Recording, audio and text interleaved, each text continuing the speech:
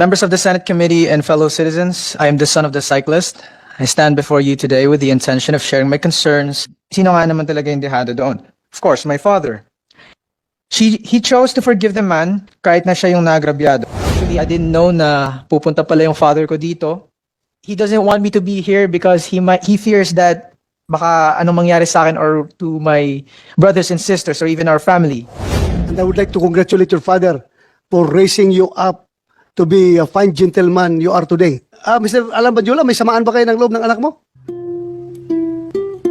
Ang ano ko lang, sana nung mga interviews nyo, kay Katunying, may iba pa, parang pansin ko lang, parang wala kayong remorse, no? Eh sa ating mga Pilipina, napakapagpatawad natin lahat. Di ba? Mabilis tayo magpatawad eh. Yung init ng ulo, bugso lang yan. Pagtas mamaya, magpapatawaran din kayo. Pero ano pong nasa loobin nyo ngayon? Kayo ba yung nagsisisi sa ginawa nyo? Tingin nyo po, may kakamali kayo? Your Honor, humihingi po ako ng kapatawaran sa nagawa ko. Sa lahat-lahat ng nagawa ko po mali, humihingi po ako ng kapatawaran. Yes, actually, Your Honor, kanina pa siya humingi ng pasensya, patawaran. Kanina pa. Continue. At yung kay Mr. Banjola, pinatawad ko na rin po siya sa damage ng kotse ko. Kaya nga ho kami nagkabati po. Wala, okay na po sa akin yun. Hindi ko po sinisingil. Wala po kaming ano ni Mr. Banjola. Nagiwalay po kami na maayos. Okay, noted. Thank you. Mr. Earl Banjola, the son, you want to say something? Yes. Yeah, actually, I prepared something here. Sige. Ikaw ay anak ni Alan Banjola. Yeah, opo. Tapos, hindi ka doon nagpaalam na pupunta ka dito. Hindi niya alam. Yeah, it has a story po. Actually, matatakal ko rin po dito. Okay, sige, continue. Please. So, good morning, Senator J.V. Ejercito, Ms. Pia Cayetano, Senator Ronald De La Rosa, Senator Padilla, members of the Senate Committee and fellow citizens, I am the son of the cyclist. I stand before you today with the intention of sharing my concerns and frustrations with the public. My father and mother have been incredibly supportive, both of my siblings and me, from the moment we came into this world. They dedicated themselves tirelessly to provide for our essential needs. My father never fell short in caring for us, and our entire family has worked diligently to ensure we have the quality of life we rightfully deserve. We lead a modest yet content life, cherishing our strong family bond. August 8, 2023, 10 p.m., hindi pa nakakauwi yung father ko. I was worried, and yung lola ko rin. Kasi usually, 5 p.m., yung dad ko po nakauwi na sa bayan kasi yun talaga yung time na nakakauwi na siya sa bahay namin. And then she received a phone call from my father saying na nasa police station siya. And then nakauwi na yung dad ko around 2 a.m. And akala ko doon na natatapos yung lahat. Akala ko okay na. August 27, 2023, nakita ko yung video.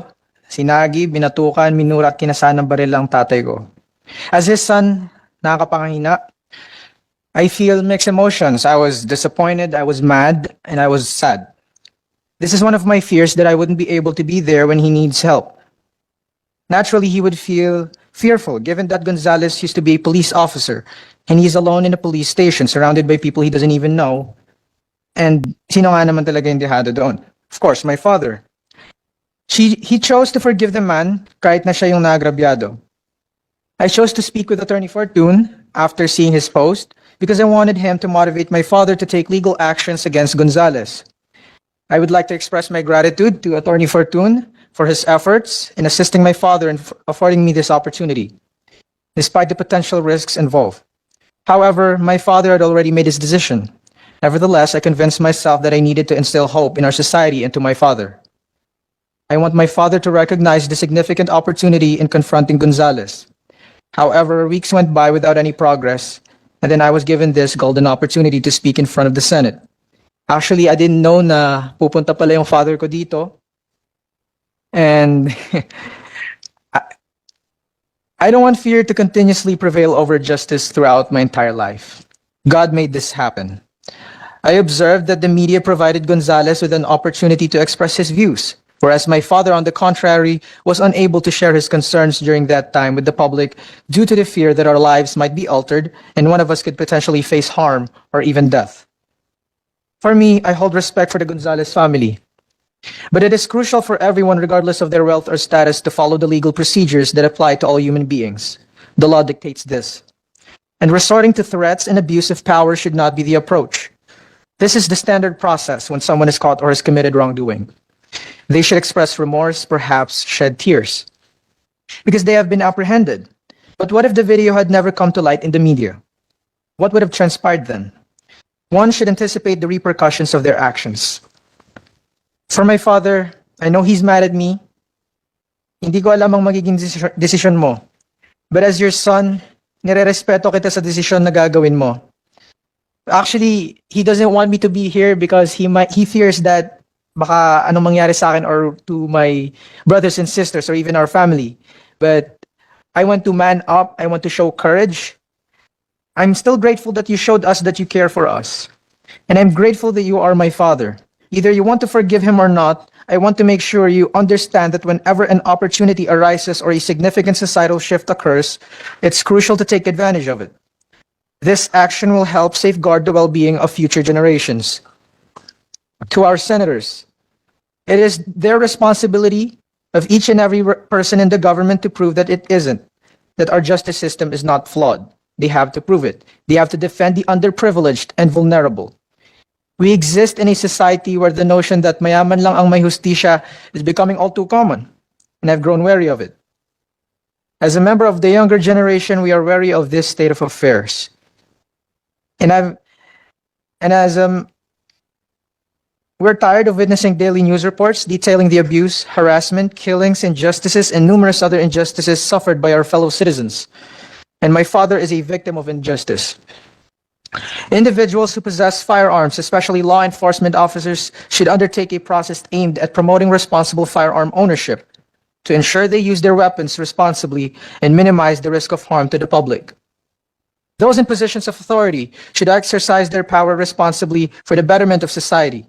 Public taxes should be utilized for the greater good, enabling the creation of laws that ensure the safety of our citizens both day and night, whenever and wherever they venture outside. And it is important to recognize that fear acts as a constraint as humans. I want my father to understand that. Kung ipapakita natin na takot tayo sa ating mga kababayan, yun na din ang magiging paraan ng pamumuhay nila habang buhay. Mananatili tayong takot. We must break the cycle. We must exhibit not only resilience but also courage in the face of those who oppressed us. Cease to underestimate the youth, for they represent the future. Don't diminish our potential. Despite our youth, our determination for change exceeds conventional expectations. And allow me to end this with a quote. Injustice anywhere is a threat to justice everywhere. We are caught in an inescapable network of mutuality, tied in a single garment of destiny. Whatever affects one directly, affects all indirectly. I hope the Senate will find merit in my words. My aspiration is that this will also serve as a beacon of hope to my father and for the public, indicating the possibility of societal transformation. Thank you. Thank you, Mr. Earl Banjula. We heard you loud and clear. And thank you for manning up in behalf of your father. And I would like to congratulate your father for raising you up to be a fine gentleman you are today. Ha? Pasalamat pa rin sa tatay mo. Ha? Sana walang samaan ng loob between you and your father. Because sa akin, napaka-importante yung pamilya. Ha? Mr. Alan Banjula, may samaan ba kayo ng loob ng anak mo? Okay lang? Actually, nag-aalala lang po sa kanya yan. Nag-aalala ka lang. As a father po. Kasi hindi ko po alam na nandito yun eh. Akala ko kung nasa school po. Actually, di Kasi po ako umingit sa akin nagkatinga. yung Take note lang Humingi Mamaya sa pa yung akin tao pasok niyan, ko. papasok ng school. So, hindi ko po alam na nandito yan. Mamaya, pumasok ka na ha? Galing mo dito. Mamaya pa po yung pasok ko. Ha? Mamaya pa? pa po, panggabi po ako. Okay, pero please, I am asking you ha. Please, wag ka kahit na nakita mo na mukhang nakukulangan ka sa aksyon ng tatay mo, pero huwag kang sumama ng loob sa tatay mo ha. At Mr. Banjula, napaka-importante po yung pamilya. Kaya yung anak mo, intindihin mo rin yan dahil you raise him up to be a very good person. Kaya siya nagsalita ngayon. Hindi ko po siya masisisi, Your Honor, kung hinahangaan niya si Atty. Raymond Fortun. Kasi magaling naman talaga abogado. Pero wala po ako magagawa sa sitwasyon na yan. Model niya. Naging model niya. Mr. Chair, Yes, pwede ba laman kung saan nag-aaral si Earl? sandali lang. I would like to acknowledge the presence of Senator Jingo Estrada. Pasensya ka na, Your Honor. Hindi Okay kita lang. recognize. Sorry for coming in late. Nag-attend ako ng isang hearing pa. Yeah, thank you. Saan ka nag-aaral, Earl? National University po. National University? From elementary to college? Hindi po, college lang po. Elementary? High school? St. Vincent de Paul Academy. Ano kinukuha mo? Civil engineering. Civil engineering sa NU. Because you have a good diction, ha? Okay. Sige. Salamat, salamat. Bakit? Mas maganda pang diksyon niya sa diksyon ko. Ikaw, Senator Jingo, you're implying something, ha? My diction is very Bisayanic, ha? Anyway, ganun talaga ang buhay.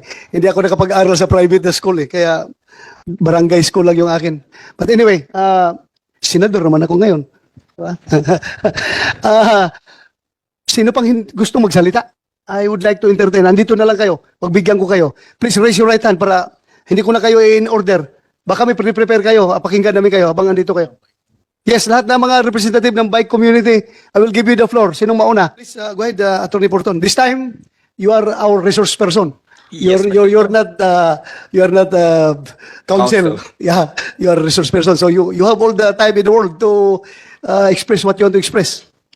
Chairman, Mr. Senator Bato de la Rosa, Senator JV Ejercito, the other honorable members of the Senate Committee on Public Order, magandang tanghali po sa inyo. At around 10:30 a.m. of August 27, 2023, a member of Pinoy Road Bikers Incorporated, a SEC-registered cycling forum, of which I am one of the moderators, and after expressing to me his concern about how a friend of his was maltreated by a gun-toting motorist, forwarded to me a video of a road rage incident that occurred 2 weeks prior. I could have easily ignored it. Hindi naman yung siklistang na naagrabyado ang lumapit sa akin for my help. Nakakatakot yung itsura nung naglabas at kumasa ng baril. And my initial instincts was not to get involved. However, a voice inside me, a conscience that has been molded by my favorite saint, Saint Josemaria Escriva, whispered to me that this man had done the same act of threatening others in the past. This wasn't the first and last time he will do it to a cyclist, a motorcyclist, another motorist, or a neighbor. Saint Josemaria has exhorted laymen to be spontaneous in moments like these, to be selfless despite the obvious risks to life, to be a saint in the middle of the world. I posted the video on my Facebook page and asked for help to identify the gun-toting individual. I knew that there was no financial gain for this act. I have no political agenda, as I'm not even a member of any political party or organization. Hindi ko kailangan magpasikat. My close friends and even the media know that I enjoy my privacy. But my duty as the moderator of the largest cycling forum in the Philippines and my duty as a citizen of this country compelled me to help the poor cyclist, to get this madman off the streets, to protect other Filipinos who might be his victims in the future. Nung kinagabihan, nag-usap kami mismo nung siklista. Sinabi niya na takot siya para sa pamilya niya. Kahit na nangako ako na ilapit siya sa mga senador tulad ni Senator J.D. Ejercito, Bato de la Rosa, or Pia Cayetano. Kahit na sinabi ko na ibibigay ko sa kanya ang lahat ng attorney's fees ko kung ito ay ibibigay ng husgado. Tinanggihan niya ang aking alok na tulong legal dahil sa tinding takot para sa kapakanan ng kanyang pamilya. Ginamit niya po yung word na riding in tandem. Pwede niya pong aminin yan ngayon. His refusal to avail of free legal services did not dishearten me. Instead, it steeled my determination to pursue this matter even if it meant exposing my family to danger. For I come from a state university where the graduates live by the motto, kung hindi tayo kikibo, sinong kikibo? Kung hindi tayo kikilos, sinong kikilos? Honorable Senators, I come to this hallowed chamber to ask for your help. Yes, you do have the power to conduct investigations to ferret out the truth not only on what happened between Alan Bandiola and Wilfredo Gonzales on August 8, 2023, but also to find out from where Mr. Gonzales acquired the temerity to pull out and cock his gun on an unarmed cyclist. Sinong nagbigay sa kanyang lakas ng loob? Sino ang kanyang sinasandalan? Ano ang ginawa ng mga responding policemen? Why was Bandiola left alone, afraid and hungry for 5 hours at Galas Police Station? The only outcome being a handwritten kasunduan that even left out the details of the grave threats committed by this ex-policeman, who should be held responsible for Bandiola's seeming loss of faith, that his honor would be vindicated and that the perpetrator would be punished. As a Filipino citizen, I ask the honorable senators to see if our laws need to be amended to ensure that only those who are psychologically fit would be given guns, to increase the penalties for gun holders who are found to have misused the guns they have been privileged to possess, to provide for funds to increase the number of closed-circuit televisions in all barangays for the protection of all, and to instill upon the Philippine National Police to live by its promise, quote, to serve and to protect, close quote. Finally, I believe it is about time that a law be passed that truly encompasses the needs and protection of cyclists, to consider tax incentives to companies that provide bike parking areas and shower facilities, to consider giving tax exemptions to employees who use their bicycles instead of their cars as a practical way of decongesting Metro Manila streets, to reduce the customs duties and taxes for bike parts so that the same may become more reasonable for the bike-to-work community, and to improve the bike lane infrastructure so that more people will be encouraged to use the bike lanes in going to and coming from work, if not for exercise. What happens to Mr. Gonzales is not my concern. That is a police matter. Kung ayaw ng siklista na makulong si Mr. Gonzales para di na mangyari sa iba yung ginawa sa kanya, nasa sa kanya na yon. My only wish is that out of this Senate investigation, laws will be passed for the protection and good of all, for cyclists as well as the general public. I have faith that you fine gentlemen and ladies of the Senate can make this happen during our time. Maraming po salamat. Thank you, Attorney Porton. And thank you, you Mr. for Chairman. taking the cudgels for us, the cycling community, including us, Senator JB, Senator Pia. Ako, we are all cycling enthusiasts. And thank you for that. And thank you for your courage to expose everything.